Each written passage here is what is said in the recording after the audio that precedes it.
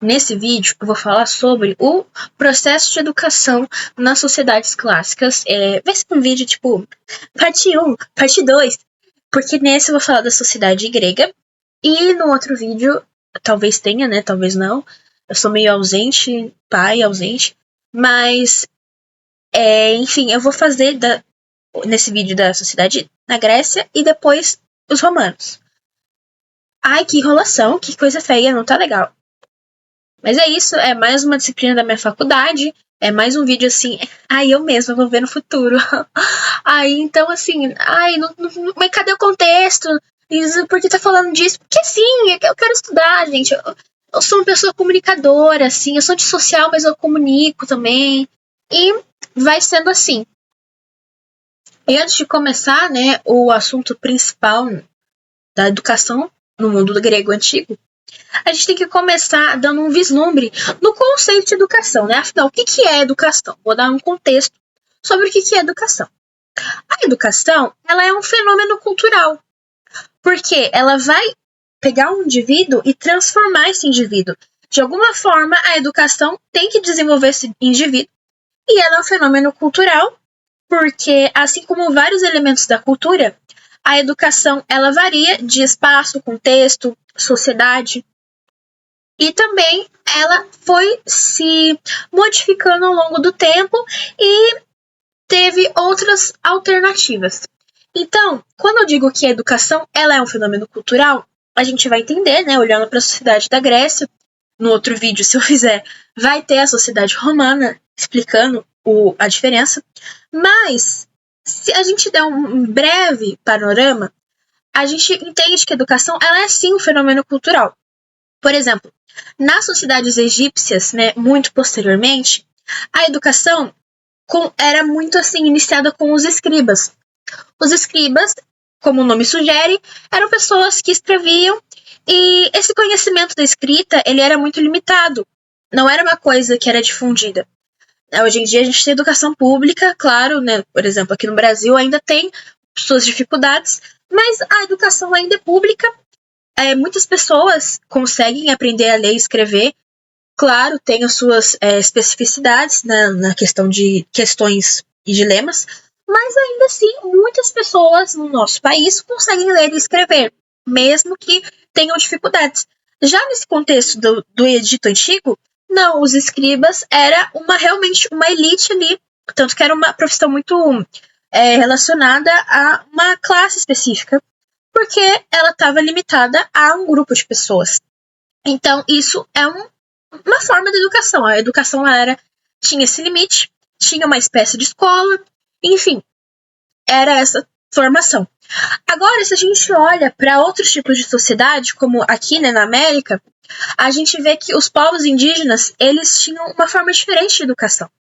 Para os povos indígenas, a educação, ela não era esse processo que a gente tem hoje em dia, de inserir a criança num certo período, ela vai ficar ali, aí depois de um tempo ela vai para o ensino fundamental 2, que é mais contextualizado, posteriormente ela vai para o ensino médio, que é uma retomada geral, e no futuro ela vai se especializar em alguma área específica ou não também, nem todo mundo faz um ensino superior. Mas para os indígenas não tinham essa lógica, né, de até um certo ponto as pessoas vão parar de estudar, porque grande parte das pessoas uma certa idade param de estudar, mas para os indígenas isso era um aprendizado contínuo e não tinha uma idade certa para a criança começar a aprender. Então ela ia se adequando aos costumes daquela tribo, daquela sociedade, ela ia diariamente passando por esse processo de educação. Não era uma coisa formalizada, vamos para um lugar específico aprender. Não, tinha a presença da família, da sociedade. Então é isso, só nesse panorama entre a sociedade egípcia e a sociedade indígena, a gente já vê que a educação é de fato um processo cultural.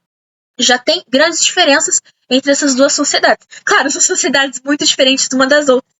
Mas para a gente realmente entender que a educação ela não é simplesmente livro e caneta. Ela é um processo que varia com o contexto, com a sociedade e com a cultura local. Para uma educação ser uma educação, ela tem que intervir no indivíduo, igual eu falei no começo. De alguma forma, esse indivíduo ele tem que passar por alguma transformação, algum desenvolvimento, mesmo que o sistema de ensino sofra suas questões, vai haver alguma forma de transformação ali.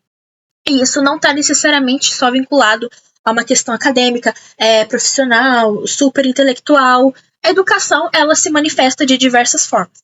Então é isso, né? Esse é o primeiro panorama do que é a educação, o que ela representa.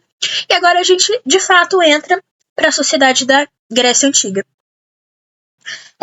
Primeiramente, por que a gente estuda especificamente a sociedade grega e romana?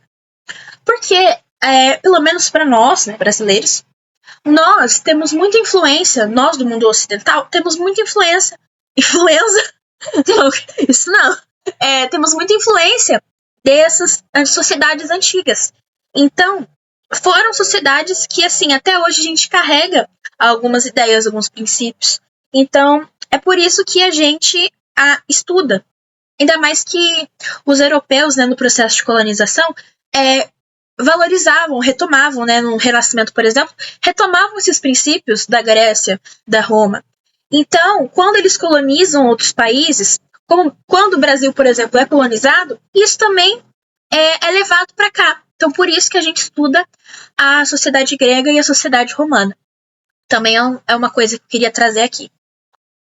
E essa influência da sociedade, da cultura clássica, ela é tão enraizada na nossa sociedade que ela é quase que invisível.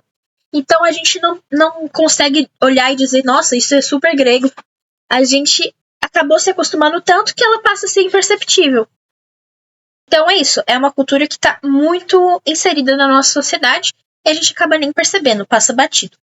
Então, vamos a um aspecto muito importante dessa sociedade grega que a gente tem hoje em dia, que é o quê? A cidadania.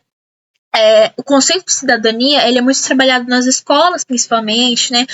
E o que é o ser? O que é o nós? O que é nós estamos, nós sermos, nós somos? Então, isso é uma coisa que está muito presente na nossa sociedade, as pessoas debatem, as pessoas falam, isso é falta de cidadania e tudo mais.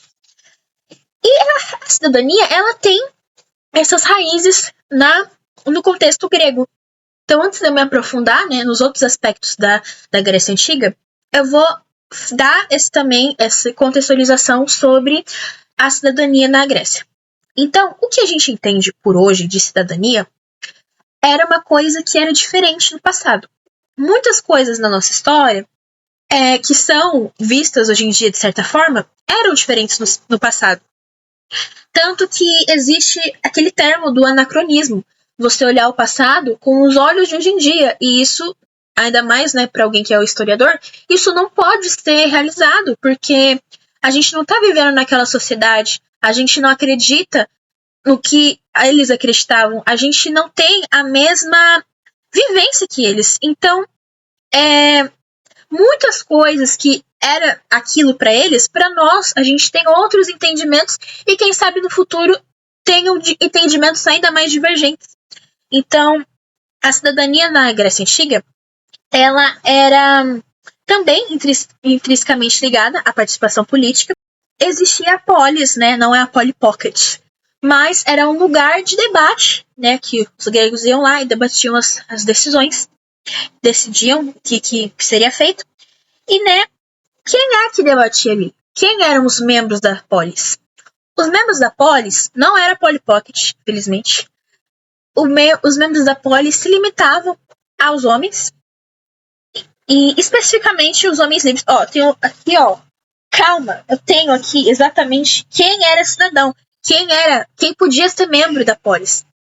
Tinham que ser homens livres, acima de 18 anos e que tivessem nascido, no caso aqui em Atenas. Mas dependendo da polis, da cidade-estado, você teria que nascer ali naquele lugar para você votar. Então, mesmo que você fosse homem, livre e maior de 18 anos, se você não estava ali, né, não tinha nascido ali, você também não era cidadão, né? Cai fora daqui. Então é isso. A cidadania, ela era limitada a esse grupo de pessoas. Ou seja, aliás, o princípio, né, os princípios da democracia vão surgir com a sociedade grega, mas ela é uma democracia grega excludente, porque justamente ela não engloba toda essa sociedade. Ela tem um grupo específico de pessoas. Bom, e dentro, né, das decisões políticas, existiam as esferas públicas. Os nomes também vão ser sugestivos, né? Esfera pública e esfera privada. Esfera pública eram decisões coletivas, né, para toda a sociedade ali, e eram dominadas pelos homens livres. E a esfera privada estava muito relacionada à vida pessoal e à vida familiar, que também acabava tendo muita influência dos homens, né? Afinal, se os homens tinham esse poderio político, por que não teriam, né, dentro das casas, das famílias, enfim. Então, acabava que a sociedade também era bem centralizada nos homens. E a cidadania, esse conceito, ele vai, ao longo do tempo, passar por transformações, né? Vai ter uma certa ampliação do que é ser cidadão. E um dos eventos históricos, que é um dos mais marcantes, vai ser a Revolução Francesa, porque a cidadania ela vai ser ampliada. Lembra que na Revolução Francesa eles criam aquele documento lá, Direitos do Homem, Direitos Universais do Homem. Eles criam esse documento. É como um rascunho dos direitos humanos que a gente tem hoje. E a partir dessas ideias da Revolução Francesa, a cidadania ela é ampliada. O conceito de cidadania ela não vai ficar tão limitada. Ainda vai passar por algumas exclusões, mas ela já tem uma expansão. E hoje em dia, né, quais são os desafios da cidadania? A gente tem que pensar o que é a cidadania hoje em dia, né, primeiramente. Então, a cidadania ela é compreendida como aquele conjunto de direitos e deveres que o cidadão deve ter e que, em teoria, pelo menos, deveria garantir uma participação igualitária e justa das pessoas na sociedade. Nem sempre é assim. A gente sabe que existem mecanismos que não permitem isso plenamente, mas, em teoria, é isso. Hoje em dia, a cidadania é esse conjunto de direitos e deveres, e esses direitos e deveres vão ser uma forma de tentar tornar a sociedade um pouco mais funcional, um pouco mais justa, talvez.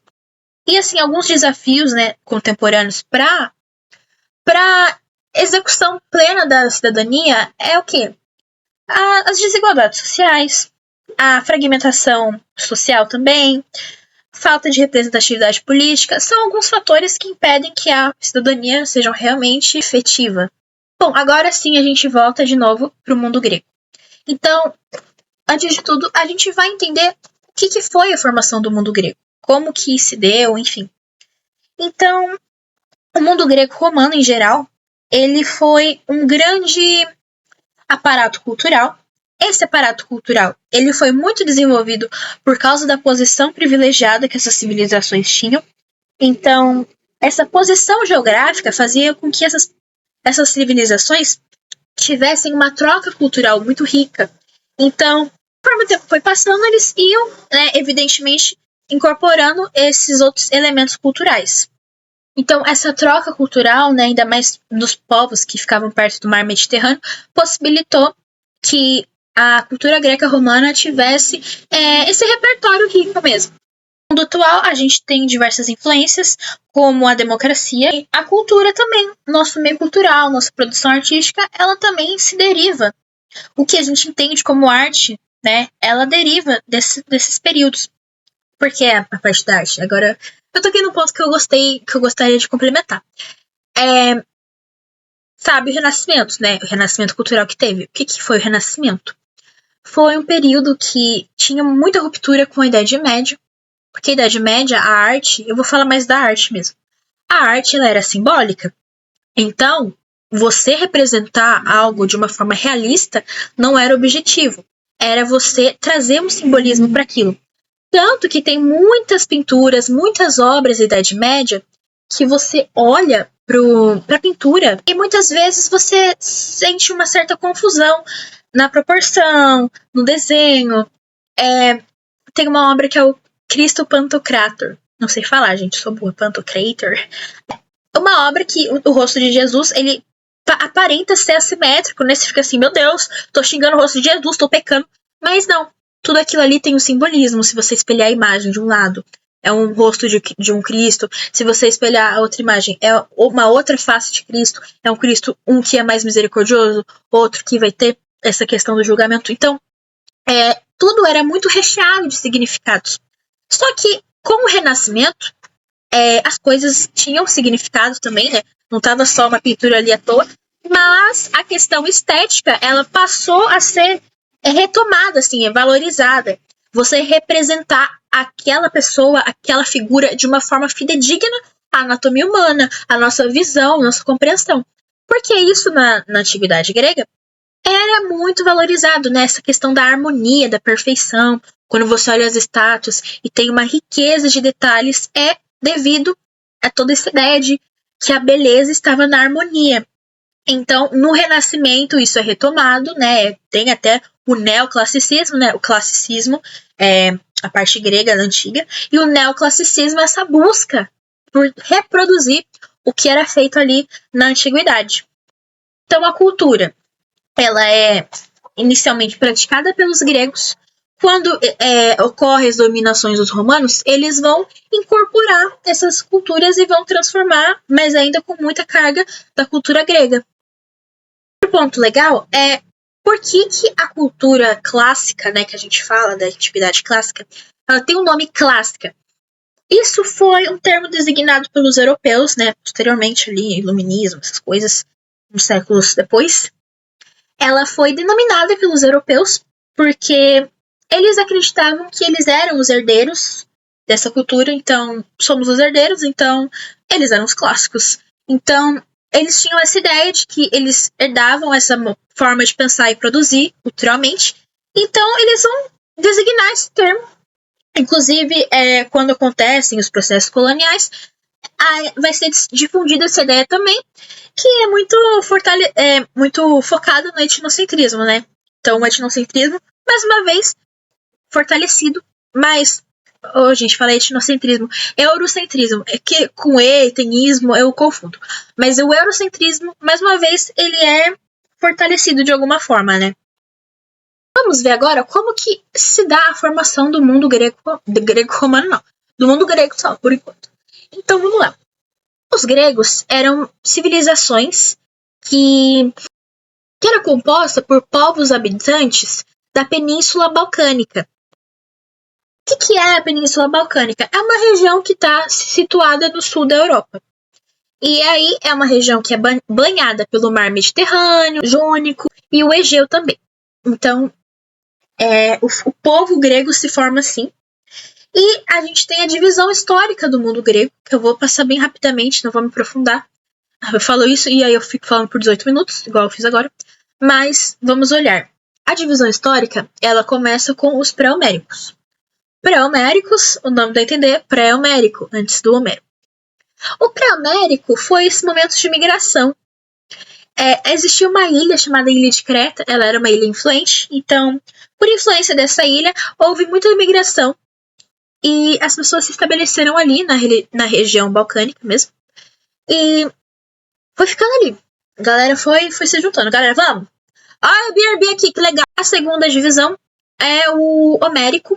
Você já deve ter ouvido falar do Homero. Inclusive, a minha escola que eu estudava, o nome era Homera. Não era Homero, era Homera. A gente chamava de Homerda. O Homero, ele foi o autor das obras Ilíada e Odisseia. Eram obras que descreviam os conflitos daquele período ali.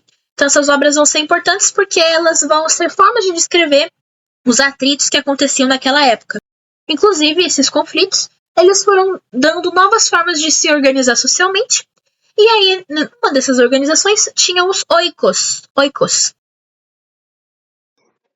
Os oikos eram a forma que as famílias se organizavam, em que a figura patriarcal era a líder da família ali. Os conflitos vão dar formas de se organizar socialmente, né, novas formas. E aí a gente vai para o período arcaico, que é o surgimento da polis. E, nesse momento, há um crescimento demográfico e, eventualmente, há uma disputa por terras férteis. Né? Se tem mais pessoas, tem novas demandas. Uma delas é gourmet. Então, terras férteis é um elemento muito importante. Então, há essa disputa. Gente, só tem disputa na história. O próximo é o clássico, que formam essa questão das cidades-estado, que era, assim, um lugar que tinha um governo próprio, então cidade, estado, não era um big país, era uma cidade, mas tinha um governo, enfim. Aí são estabelecido esse governo de cidade-estado, há uma expansão colonial e também é nesse momento que são produzidas as nossas heranças culturais, então a arte, as esculturas, enfim, é nesse momento que há essa produção cultural. No período clássico, a gente tinha Atenas e Esparta. This is Esparta, você já deve ter ouvido falar. Atenas também, né, são nomes bem imponentes. E Atenas era, assim, a Regina George da Grécia, entende? Ela era a mais poderosa. Ela era um lugar que foi onde se desenvolveu a democracia. Então, claro, não é a democracia de hoje, igual eu falei antes, mas foi ali que foram surgindo aquela ideia de democracia, porque até então tinha a cidade-estado, tinha a polis, mas o governo era aristocrático. Então, assim, se a cidadania, quando ela surge, ela já era muito reduzida, imagine antes disso. Era muito limitado, era muito centralizado. Então, é ali que começa a surgir os princípios da democracia. E assim, né, até como eu acabei de falar, isso vai ser um marco para a história. Apesar de não ser a democracia que nós entendemos hoje, vai ser um marco para a história, porque até então o poder era muito centralizado na aristocracia, né? Então isso acaba sendo uma alteração bem impactante para a história. E também tinha Esparta, também era uma cidade bem assim. Vamos lá. A Atenas era a Regina George e a Esparta era a Cade, quando ela começa a ficar mais popularzinha, sabe? Então, ela também era muito poderosa. Ela vai disputar, inclusive, esse poder com Atenas, por isso que a Cade é a Regina George, porque elas brigam no filme. E, no fim, ela tem a sua influência até as expansões, né, os domínios do Alexandre de Macedônia. Quando ele faz esse domínio, ele unifica a Grécia, tanto que é o último período, é o helenístico, quando começa a ter essas conquistas do Alexandre de Macedônia, e ele vai unificar a Grécia, então as cidades-estados vão acabar reduzindo, né, diminuindo. Eles vão chegar até os territórios do Egito e da Mesopotâmia também. E no período helenístico que surgem as escolas filosóficas. Pois bem, essas regiões dominadas que ocorreu essa difusão da cultura grega. Certo dessas formações, né, dessa formação do mundo grego, que a gente vai explorar as práticas educacionais, né? A gente vai entender a partir da formação do mundo grego como que eles trabalhavam com a educação. Então vamos lá. A educação, primeiro vamos pensar. As cidades-estado, apesar de elas terem governos diferentes, elas eram muito semelhantes entre si. As cidades-estados, elas tinham muitas similaridades entre si. A cultura, os costumes, a religião, enfim, elas tinham essas coisinhas em comum, miga.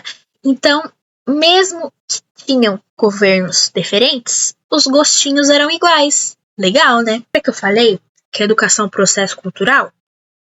Bom, vão ter coisinhas muito legais na Grécia Antiga, que eram formas de educação que não são convencionais. Hoje em dia, pode até existir, mas não é o nosso modelo de educação.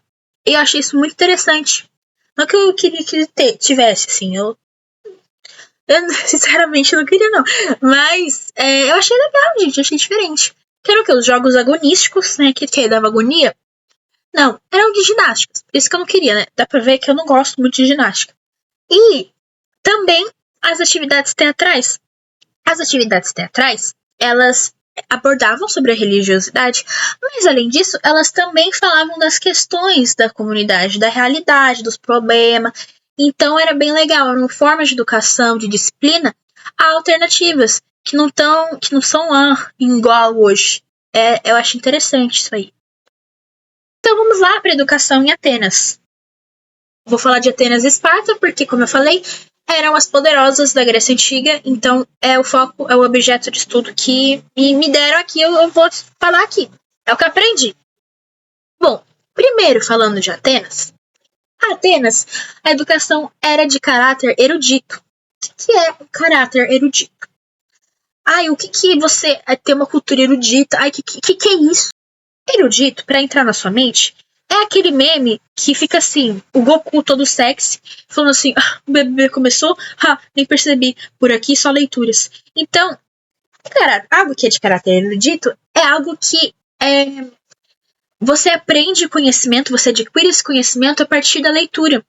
Então, lá em Atenas, era muito valorizado as letras, a música também e a educação física. Porque eles acreditavam que deveria existir essa formação harmônica entre o seu intelecto e também o seu corpício. E aí, é claro, para os homens ia ter uma educação e para as mulheres outra educação. Então, aos homens, a educação ela tinha esse processo que a criança recebia uma instrução da família ou de instrutores mesmo, mas a partir de uma certa idade, a criança ela era acompanhada por um escravo da família. Esse escravo era uma pessoa de confiança e ele ia passando os ensinamentos para essa criança. E quando eu digo acompanhar, não é acompanhar só fisicamente, era realmente, ele ensinava os valores, ele fortalecia o aprendizado daquela criança, por isso que tinha que ser alguém de muita confiança. Até rimou. E quem? Qual era o nome deles, gente? Qual era o nome? Os pedagogos. Isso te lembra alguma coisa? Os pedagogos, né? Eu sou pedagoga. Aquela pessoa que fala assim. Os pedagogos, o que é pedagogo? Paida de criança. E agogos. Não, é paidó. Paido de crianças. E agogos de guia ou condutor. Então, era exatamente isso que eu falei.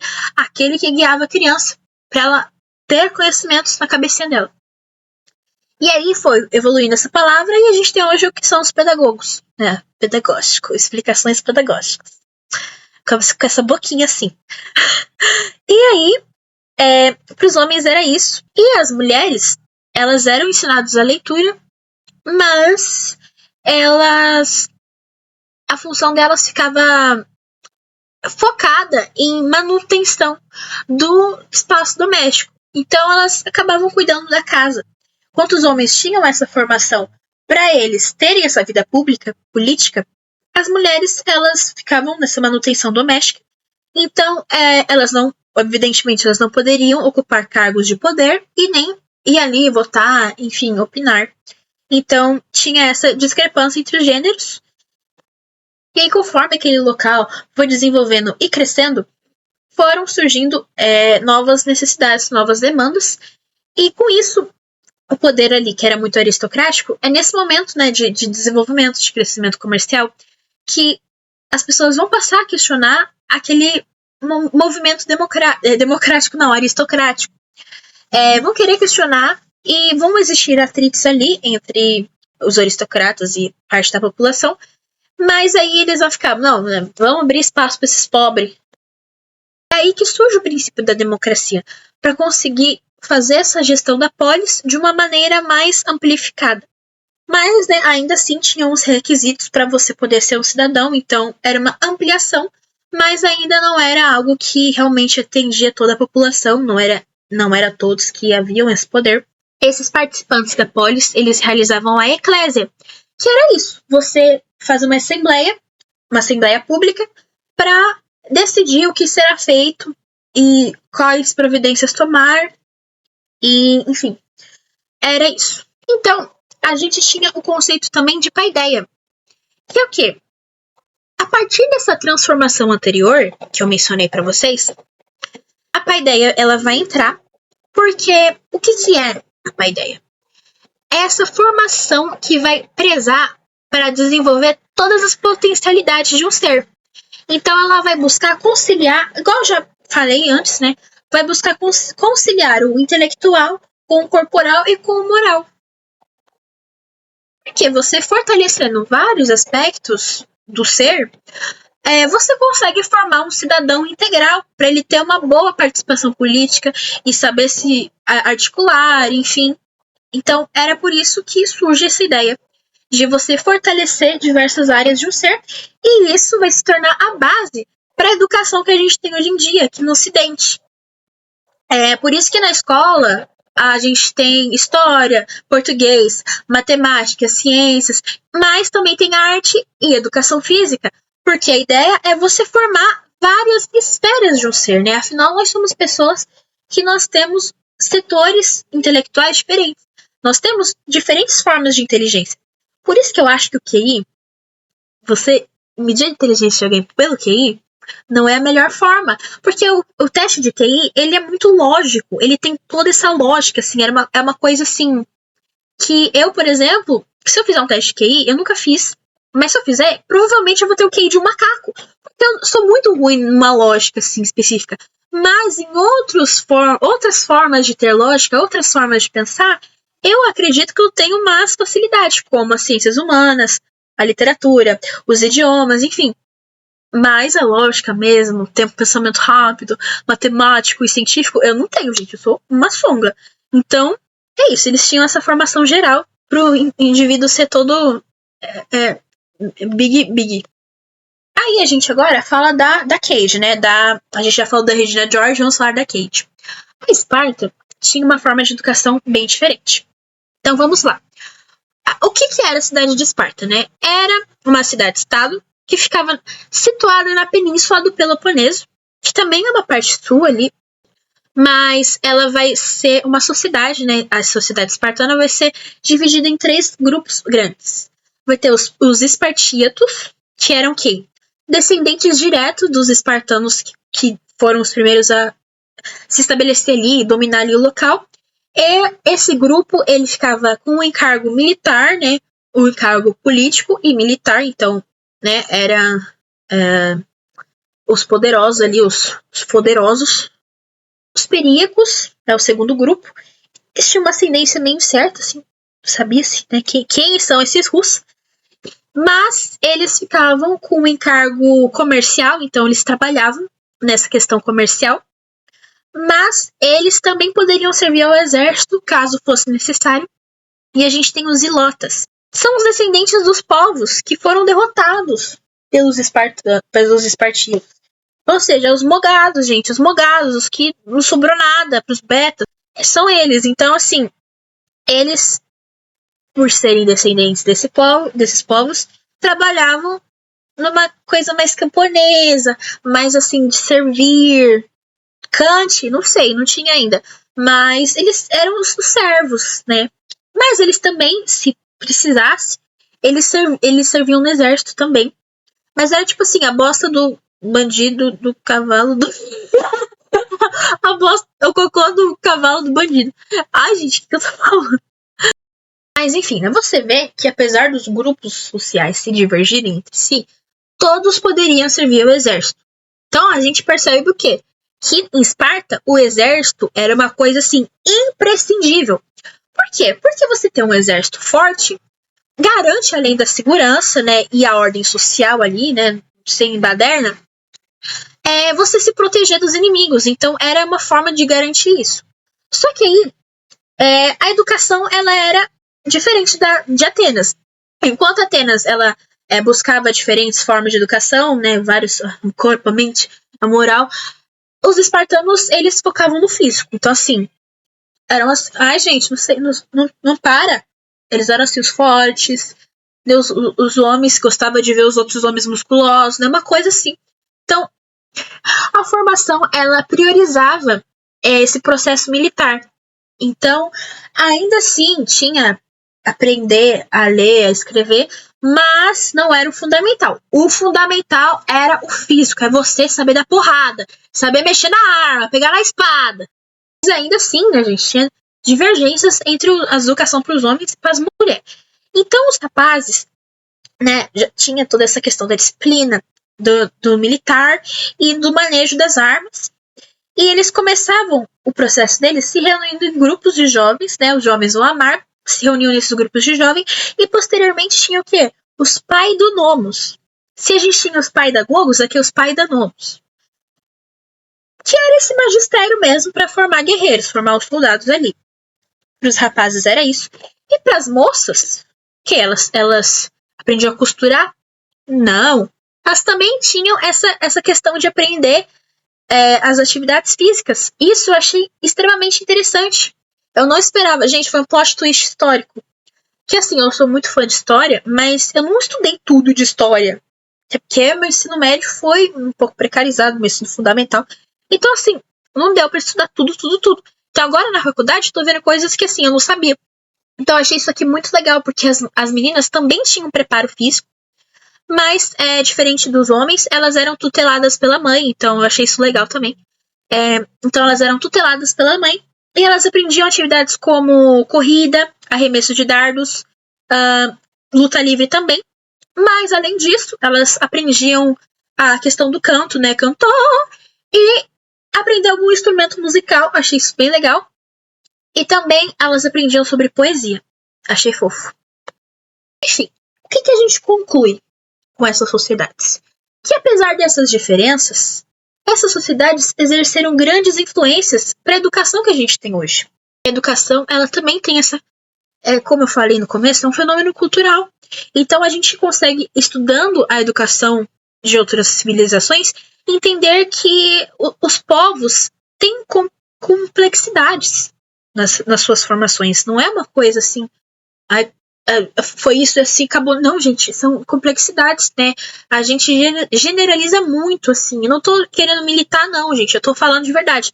Às vezes a gente pensa no mundo grego, todo mundo era igual. Tinham similaridades, sim.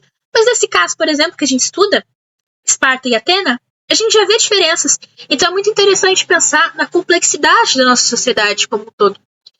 Então, assim, né, só pra fechar, palavras-chave aqui, a paideia ateniense era essa formação geral do indivíduo, se baseava na razão e na cultura, e ela vai ser a base para a educação humanista também lá, que começa lá no século XV e vai se estabelecendo no século XIV e vai se estabelecendo nos séculos XV, XVI, enfim. Então vai ter essas bases, né? Então você estudar a antiguidade clássica te ajuda a entender o renascimento cultural que teve posteriormente quando a Idade Média acaba. Então isso é legal, gente. A história é muito legal, é tudo relacionado. E por outro lado, a gente tem o rigor militar espartano, que vai influenciar a formação de caráter e a disciplina. Talvez os coaches deveriam aprender um pouco com os espartanos, né? Eles querem, que não sei o que. Acorde até amanhã, toma banho gelado. Às vezes não é sobre isso. Às vezes é melhor você fazer outras coisas. Então é isso, gente. Vou ficando por aqui. É um vídeo bem curtinho, né? Inimigo dos TikTokers. E eu vou ficando por aqui. Tchau, galerinha do YouTube. Chega, tchau.